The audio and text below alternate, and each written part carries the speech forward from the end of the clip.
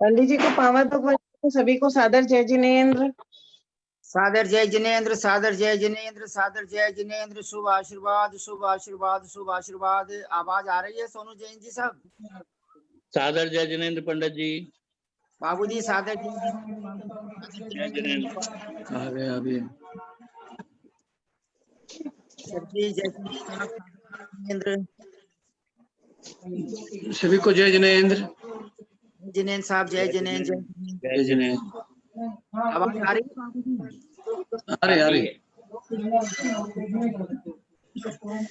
बोलिए श्री अनंतानंत सिद्ध परमेष्ठी भगवान की जय।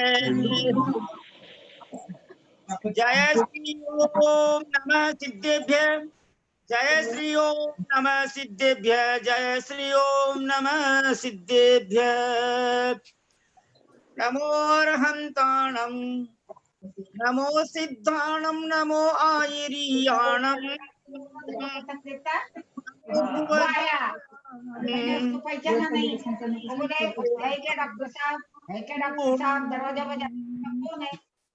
नमिऊणजिणं वीरम् अनंतवर्णानदंसन सहावं वोच्छामि नियमसारं केवली सुध केवली भणिदं। नत्वा जिनं वीरम् अनंतवर ज्ञान दर्शन स्वभावं वक्ष्यामि नियमसारं केवली श्रुत केवली भणितं। अनंत स्वरूप श्रेष्ठ ज्ञान और दर्शन स्वभाव वाले श्री वीर जिनेन्द्र को नमस्कार करके केवली भगवान तथा श्रुत केवली भगवान के द्वारा कथित ऐसे आचार्य देव ऐसा कहते हैं। गाथा नंबर 67 वचन गुप्ती के स्वरूप का कथन। थी राज चोर भक्त कहाँ दिवयनस पावहे उस परिहारो भय गुप्ती अलियादि नियति वयनम वा। स्त्री राज चोर भक्त कथादि वचनस्य पाप हेतु परिहारो वा गुप्ती रलिकादि निवृत्ति वचनम वा। इस प्रकार वचन गुप्ती का वर्णन कुंद आचार्य देव ने नियम सार जी ग्रंथ में 67 गाथा में किया है। मैं श्रीमान भाई साहब श्री जयचंद जी गंगवाल साहब से विनम्र प्रार्थना करता हूँ कि आप जो है हमें इस गाथा का अन्वयार्थ गाथा और समझाने की कृपा करें।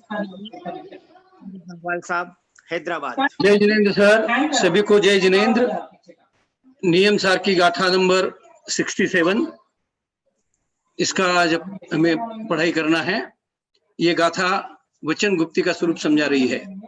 इसका अन्वयार्थ मैं पहले पढ़ने जा रहा हूं। पाव हे उस मतलब पाप के हेतु। श्री राज चोर भक्त कहादि वयनस। श्री मतलब स्त्री, राज मतलब राजा, चोर भक्त मतलब भोजन, कहादि मतलब कथा, वयनस मतलब उनका वचन करना, मतलब स्त्री कथा, राज कथा, चोर कथा और भोजन कथा आदि वचन का परिहारो परिहार करना मतलब नहीं बोलना, व अथवा आलियादि नियति वयनम लोक आदि वचनों को नहीं बोलना, वय गुप्ती वचन गुप्ती है। अर्थात इसका गाथार्थ पाप के कारणभूत स्त्री कथा, राज कथा, चोर कथा और भक्त कथा मतलब भोजन कथा आदि वचनों का त्याग करना अथवा मिथ्या आदि वचनों का त्याग करना वचन गुप्ती है। ठीक अर्थ, जिनका काम अतिशय बड़ा हुआ है ऐसे कामी जनों के द्वारा स्त्रियों के संयोग वियोग जनित अनेक प्रकार के वचनों की रचना करना और सुनना स्त्री कथा है। राजाओं को युद्ध के कारणों का प्रकट करना राजकथा है। चोरों के लिए चोरी में प्रवृत्त करने वाली कथाओं का कहना चोर कथा है। अतिशय बुद्धि को प्राप्त हुई भोजन विषय प्रति से अनेक प्रकार के भांडे, दधी, शक्कर, मिस्त्री आदि भोजन पान की प्रशंसा करना भक्त कथा है। इन विकथाओं का भी त्याग करना वचन गुप्ती है, अथवा अलिक मिथ्या वचनों का त्याग करना वचन गुप्ती है,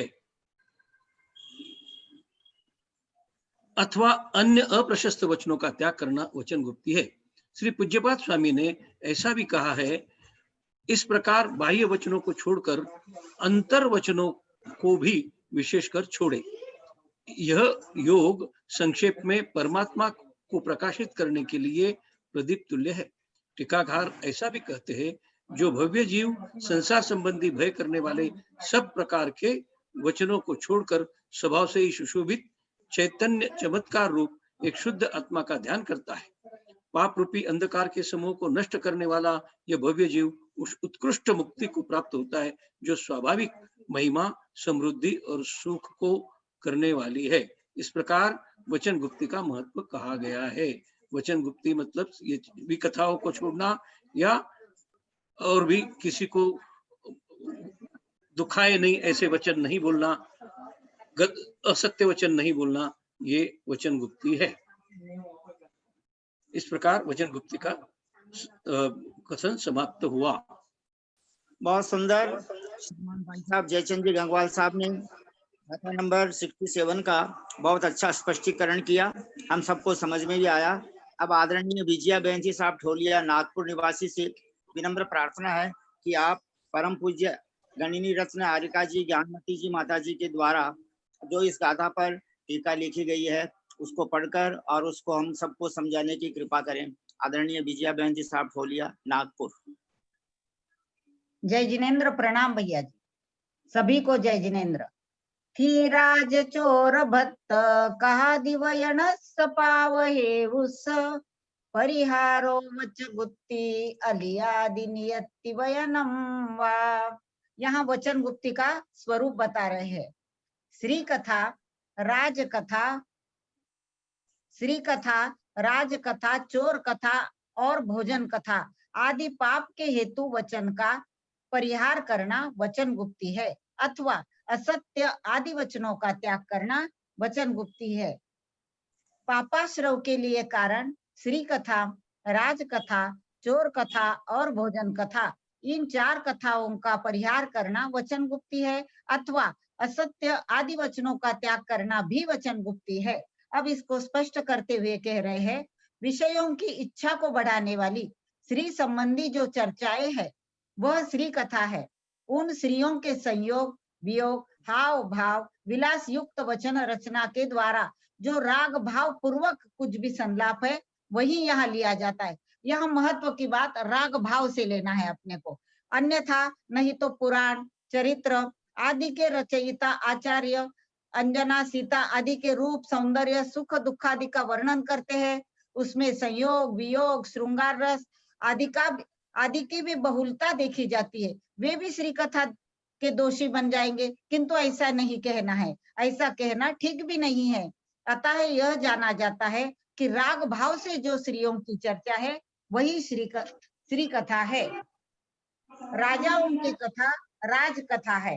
राजाओं की संधि, विग्रह आदि राजनीति संबंधी जो कथा है वही राज कथा है। यहाँ पर भी राग द्वेषादि का भाव से जो कुछ भी राजा संबंधी कथन है वही ग्रहण करना चाहिए, न कि पुराण आदि में जो राजाओं का वर्णन करते हैं वह राजकथा नहीं समझना है हमें।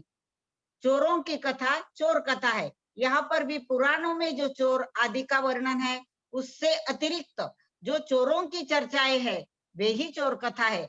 भक्त यानी खाने योग्य वस्तुओं की चर्चा भोजन कथा है। यहाँ पर भी आहार के विषय में लंपटता पूर्वक जो कोई भोजन की चर्चाएं है उनका ही लेना उचित है। आदि शब्द से वैर, कलह, वितंडवाद आदि की चर्चाएं भी जो कुछ अशुभ है वे सभी यहाँ ग्रहण कर लेनी चाहिए। इनके सदृश कथा संबंधी जो कोई भी वचन है वे सभी पापाश्रव के ही कारण जानो। जो मुनि इनका परिहार कर देते हैं वे ही वचन गुप्ती के धारक होते हैं, वे ही वचन गुप्ती पालन करने वाले कहे जाते हैं। अथवा असत्य वचन और आदि शब्द से जो अप्रशस्त वचन है वे भी वर्ज्य ही है। इन सभी असत्य आदि से रहित जो भी बोलना है वह भी वचन गुप्ती कहलाती है। वचन गुप्ती के धारक गणधर आदि महापुरुषों ने इस गुप्ती को भी व्यवहार नय से ही कहा है। ऐसा जानकर आपको सतत ही वचन गुप्ती की भावना करनी चाहिए। यहाँ पर वचन गुप्ती का प्रकरण समाप्त हो रहा है। जय जिनेन्द्र, प्रणाम भैया जी। बहुत सुंदर आदरणीय विजया बहन जी साहब ने पूज्य परम पूज्य ज्ञानमती माता जी का, आर्यका रत्न गणिनी जी ज्ञानमती जी माता जी का धर्मोपदेश हमको पढ़कर सुनाया और समझाया। अब हम आदरणीय धर्म बहन जी सोनू जैन जी सीए कोलकाता निवासी से विनम्र प्रार्थना करते हैं कि आप गाथा नंबर 67 का सबसे पहले हिंदी पद्यानुवाद गाने की कृपा करें और तत्पश्चात परम पूज्य आध्यात्मिक आचार्य रत्न श्री विशुद्ध सागर महाराज ने जो धर्मोपदेश दिए हैं इस गाथा पर, उसको उस धर्मोपदेश को नियम देशना से पढ़कर सुनाने की और समझाने की कृपा करें। Please Sonu Jain ji CA Kolkata. ये इसका कुछ मिलान तो है नहीं कि एफडीआर का कल जाके कुछ भी कुंद आचार्य की जय। स्त्री राज की यशन चोरन की कथाएं, जो पाप तापमय है जिनसे व्यथाए, है पूर्ण त्याग इनका वच गुप्ति भांति, या पाप रूप वच त्याग सुखी बनाती।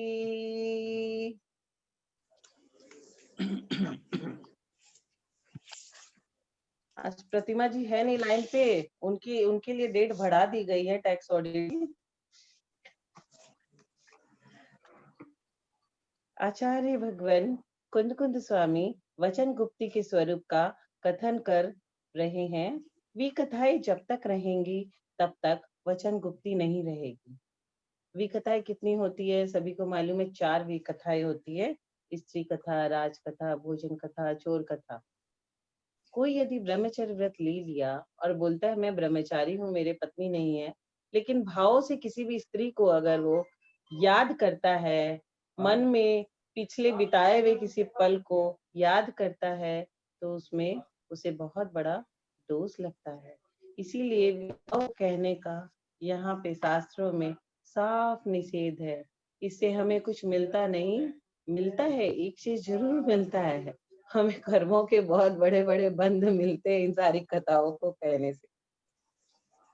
तो भी कथाएं जब तक रहेंगी तब तक वचन गुप्ती नहीं रहेगी। इसलिए इनको तो आप सत्ता में छोड़ दें और समझना कि कैसे कैसे ये विकथाएं होंगी, तो चलती जरूर है, परंतु उसके लिए आदेश नहीं है, आदेश नहीं है।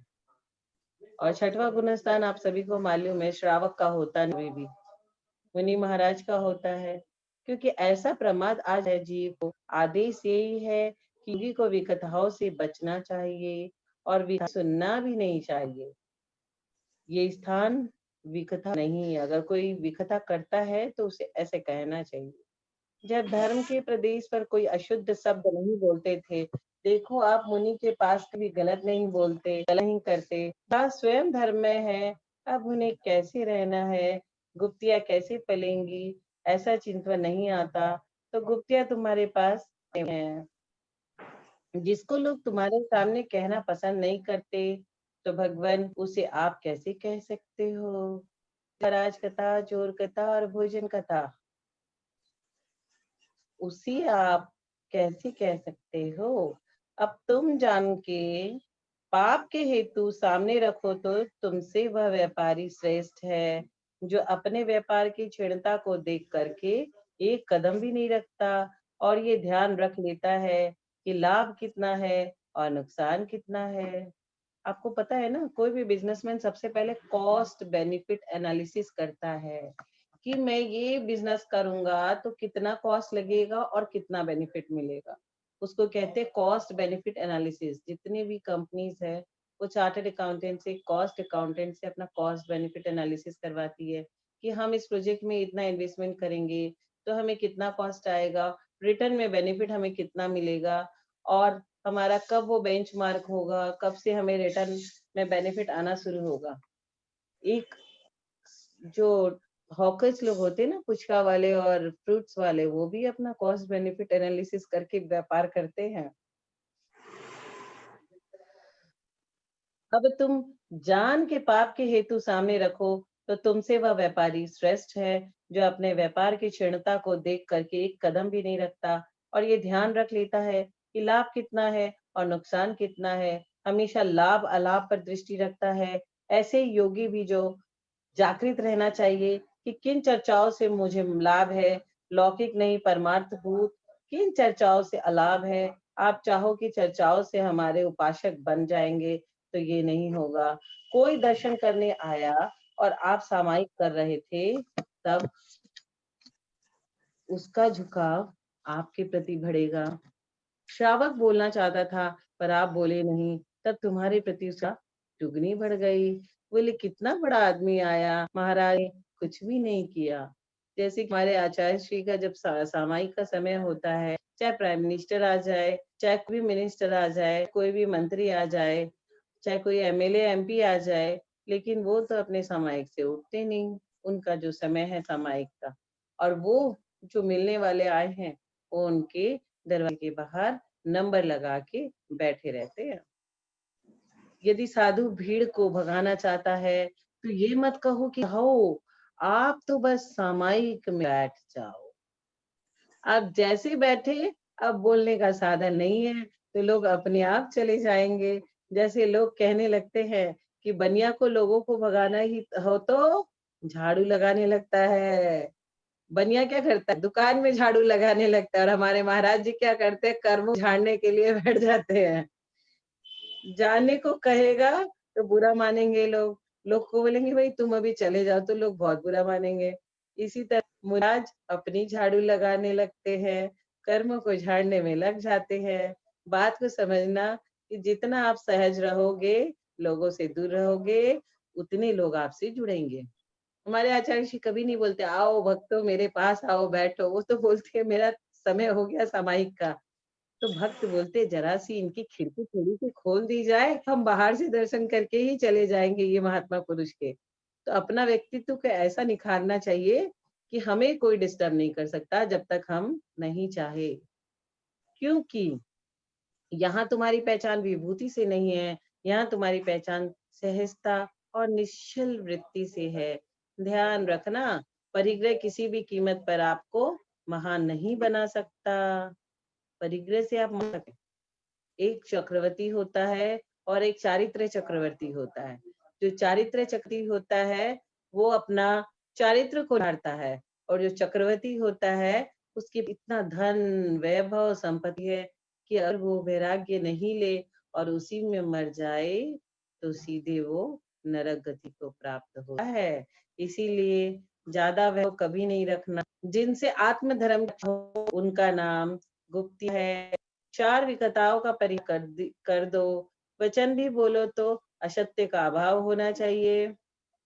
जैसे कि हमारे पांचों पांडु में युधिष्ठिर बहुत सत्य बोलने के लिए, अलीक न बोले, लीक रहित बोलना अलीक है। जब भी गणधर की गद्दी पर बैठो तो ध्यान रखो कि कहीं हमसे गलत तो नहीं कहा जा रहा।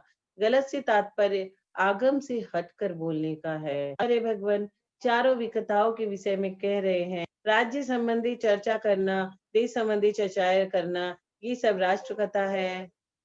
राष्ट्र कथा, जैसे मोदी जी ने, हमारे मोदी जी ने पॉलिसी अनाउंस कर दी कि इंटरेस्ट अब अक्रूड इंटरेस्ट नहीं लेंगे, सिंपल इंटरेस्ट लिया जाएगा। तो इन सब से मुनि महाराजों को क्या मतलब। चोरी आदि की चर्चा करना, चोर कथा, भोजन के बारे में चर्चाएं करना, आज हमने रसगुल्ले खाए, आज हमने खाए, आज हमने, ये तो कल हमने पढ़ा कि परसों पढ़ा था कि जब भी आप में जाते हो तो यही सोचो हमने कितने अच्छे अच्छे पकवान खाए लेकिन उनकी क्या दशा हुई, ऐसा चिंतन करना। ऐसा शास्त्र में चंद में ऐसा आया था। स्त्रियों की रागवर्ती चर्चाएं करना स्त्री कथा है। इन चारों भी कथाओं से योगी रहित होता है। यदि एक भी कथा के भाव आते हैं तो प्रमद दशा को प्राप्त होते हैं। सप्तम गुण स्थान से वो सीधे गिर जाते हैं। गुणस्थान से गिरना बहुत आसान है, गुणस्थान से बढ़ना बहुत मुश्किल होता है। प्रथमा नियोग को विकथा मत कह देना। प्रथमा नियोग कभी भी विकथा में नहीं आती, उसमें तो ऐसा है, वो तो शास्त्र है, किसने क्या किया और उसे क्या फल मिला। अंजना सती ने क्या किया, अंजना सती ने कर्म बांध के लाए, उनके पति ने उन्हें देखा तक नहीं। अंजना सती ने अपने पिछले भाव में, वो किसी राजा की पत्नी थी और उसकी दूसरी रानी जैन धर्म मानती थी। जैन धर्म की मूर्ति और शास्त्र का उन्होंने अभिनय किया था। अभिनय के अभिनय करने से उन्हें इतना दोष लगा कि जब उनकी शादी हुई तो उनके पति ने 10 साल तक उन्हें देखा तक नहीं, उनसे बात नहीं किया। वो अकेले कमरे में बैठे बैठे रोते रहती थी। फिर जब जाके उनके कर्मों का पूरा कर्मों को उन्होंने भोग लिया, तब जाके उन्होंने वीर हनुमान को जन्म दिया। और वीर हनुमान को भी कहाँ जन्म दिया, जंगल में। जंगल में बेचारी अकेली अंजना सती ने वीर हनुमान को जन्म दिया। और जब उनके भाई विमान में उसे ले जा रहे थे तो हनुमान जी विमान से नीचे गिर जाते हैं।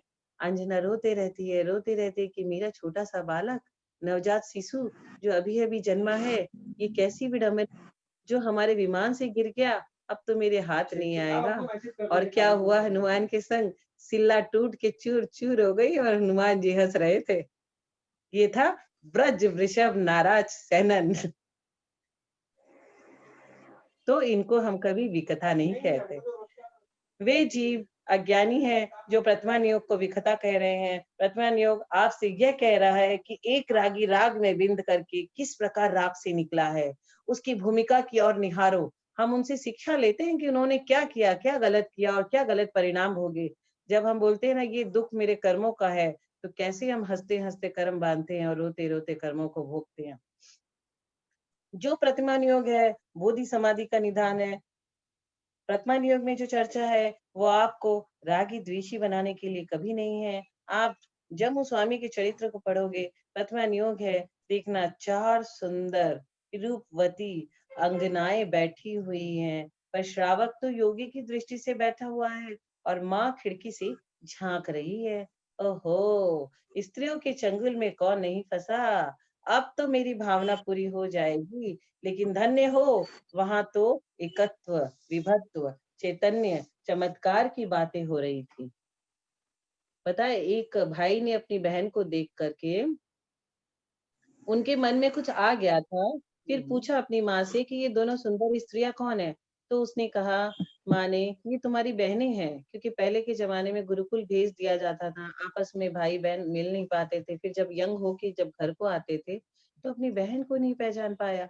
उन्हें इतना अफसोस हुआ कि हाय, मैं अपनी बहन को नहीं पहचान पाया, ये मेरी बहन है। और उन्होंने वैराग्य ले लिया। वहां रूप लावण्य उस वैरागी को नहीं रिझा सकता।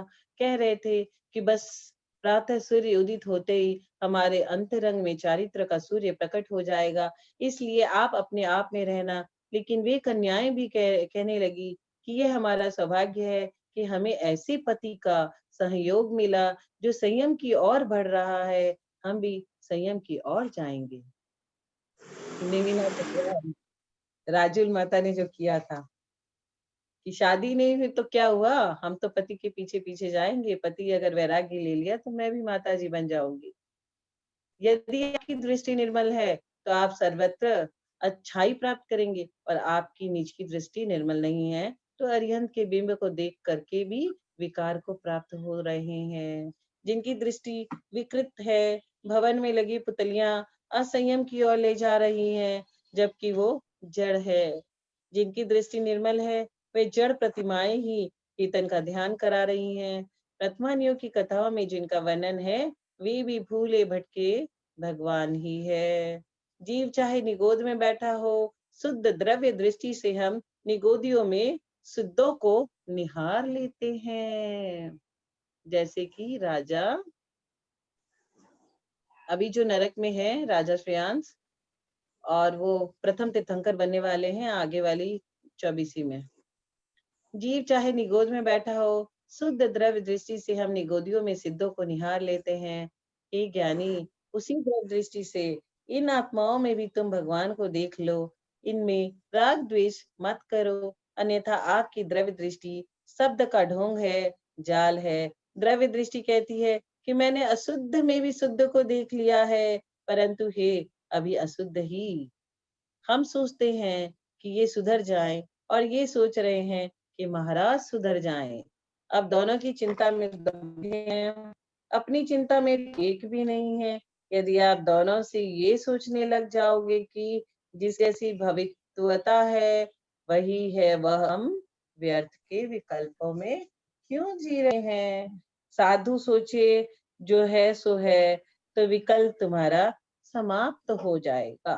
पर ये नहीं सोच पा रहा। कुंद कुंद स्वामी योगी के विषय में कथा कह रहे हैं। अहो योगी की दशा, मैं प्रमत्त नहीं हूँ, मैं अप्रमत्त नहीं हूँ, मैं तो एक ज्ञायक स्वभावी हूँ, मैं ही हूँ जो हूँ। इसलिए गुणस्थान की चर्चा, मातास्थान की चर्चा व्यवहारिक झलकती, शांत रूप झलकती हो, उसको स्त्री कथा, चोर कथा, कथा, भोजन कथा कैसी अनुपम झलकेगी।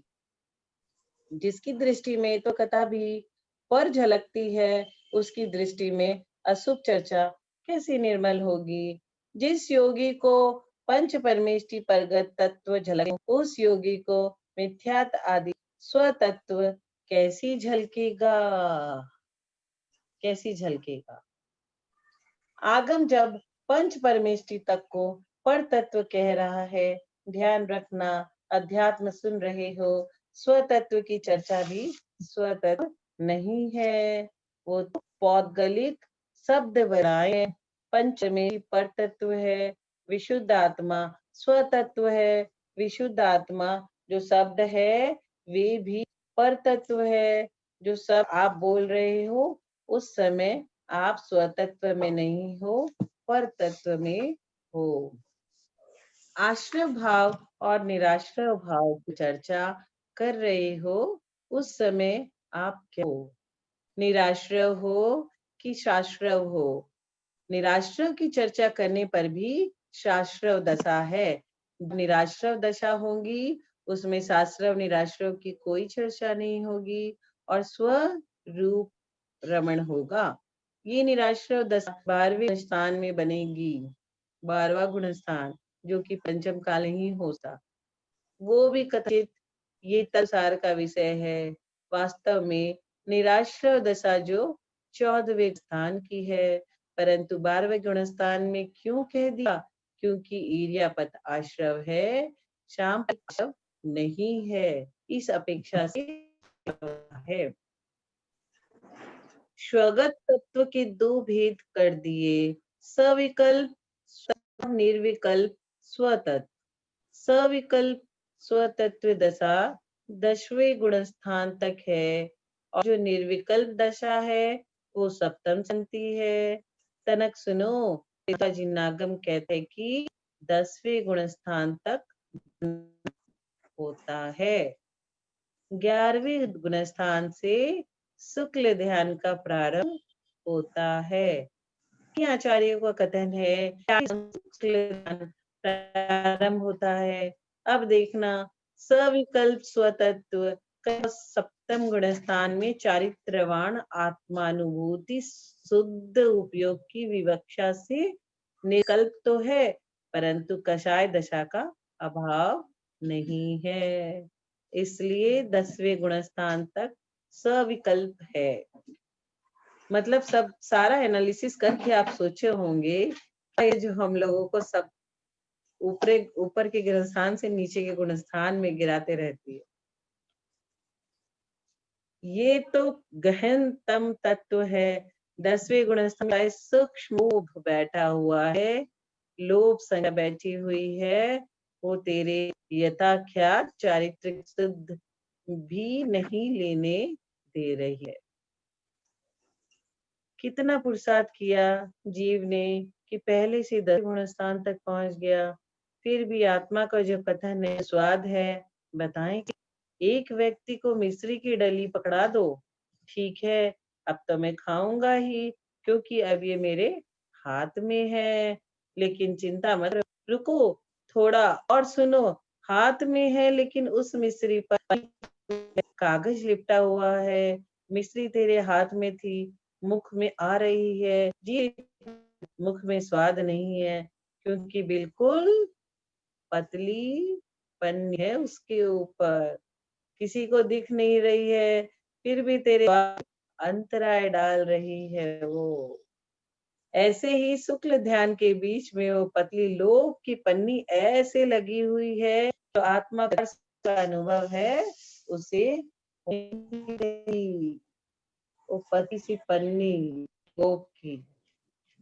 10वें गुणस्थान तक पहुंचा योगी, वहां कसाई परेशान कर रही हैं।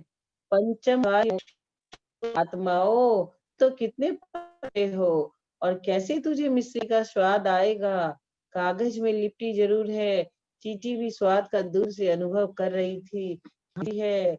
ये सम्यक ज्ञान और सम्यक चारित्र कह रहा है कि तेरी पर का ज्ञान ख्यात नहीं होगा, इसलिए कह रहे हैं कि परमार्थ प्रदीप को प्रकाशित करना है तो अंतरंग बहिरंग जल का त्याग करो।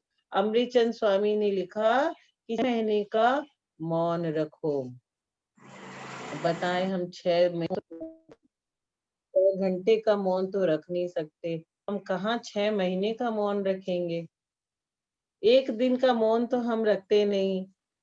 भेद विज्ञान करने 6 महीने का मौन रख एकांत में जो ये चिंतन करे कि मैं पर से भिन्न हूँ, तब कभी तुम्हें भेद विज्ञान हो सकता है। भेद विज्ञान नहीं, विज्ञान और आत्मानुभव में अंतर है। अंतराल हो जाना, इसका नाम भेद विज्ञान है, और नीच की अनुभूति हो जाना, इसका नाम आत्मा है। पहले होगा भेद विज्ञान, फिर होगा आत्मा। भेद विज्ञान में बात की मंदता से प्रारंभ होगा, जब सम्यक प्रकट। मिथ्या दृष्टि जब स्वपर का ज्ञान करने बैठता है, और जैसे ही स्वपर का ज्ञान हुआ कि सम्यक दर्शन प्रकट हो जाता है। सम्यक दृष्टि को ही भेद विज्ञान होता है। ये मत कहना कि मिथ्या दृष्टि को भेद विज्ञान होता है। आप बताओ, वैराग्य किसको होता है? गृहस्थ को क्यों? मुनिवेश तो वैराग्य का फल है, वैराग्य तो गृहस्थ को ही होगा। वैराग्य तो गृहस्थ को ही होगा, तभी तो वह मुनि बनेगा। नियम को प्राप्त कर वह मुनि बनेगा। फिर मुनि में भी वैराग्य में वैराग्य श्रुत ज्ञान मति ज्ञान पूर्वक होता है, लेकिन श्रुत ज्ञान हो जाता है, फिर श्रुत से श्रुत भी होता है। मितदृष्टि जीव को आत्मा में अनुभूति होती है, सम्यक दृष्टि जीव को आत्मा में अनुभूति होती है, और अव्रति को भी आत्मा में अनुभूति होती है। ज्ञान दर्शन क्या है? आप भिन्न हो, ज्ञान दर्शन भिन्न। मैं घट को अपनी आत्मा से जानता हूँ। जब तुम घट को अपनी आत्मा से जानते हो, तो अपने को जानने के लिए कोई दूसरा ज्ञान लगाओगे क्या? समाधि मंत्र इष्टोपदेश या अध्यात्म के परम अमृत है। जब भी मानसिक तनाव हो, आप इन ग्रंथों को पढ़ लेना। महाराज, मेरे बेटे ने मेरी बात नहीं मानी।